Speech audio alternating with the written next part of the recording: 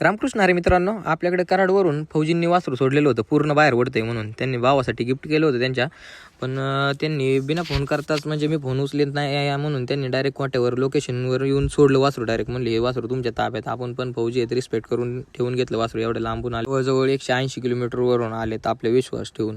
तर त्याच विश्वासाने काम करायचं होतं. वासरू पूर्णपणे बाहेर ओढत होतं, वासराला चालवायचं होतं.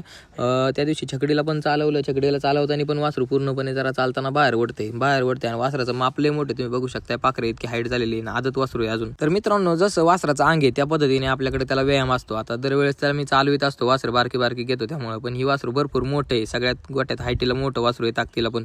त्यामुळे त्याला काय केलं, लोडाला चालवले. जी आपली फळी असते कुळवाची ती वरती टाकून, खाली काहीच नाही टाकायचं, वरच्या वर चालते. फक्त त्यांनी माझं वजन 50-60 किलो असेल तेवढं त्याला वाढता आलं पाहिजे. आणि वासरू बाहेर वडते म्हणून मी आवताला सुद्धा नथनी टाकले. बघून घ्या, मी कुळवाला हाणतोय आवताला, त्याला सुद्धा नथनी टाकले. वासरू बाहेर वडूनच द्यायचं नाही. बाहेर वाढताना त्याला कळलंच नाही पाहिजे बाहेर वाढायचे का, एवढा मोठा बोजा वाढायचे आपल्याला.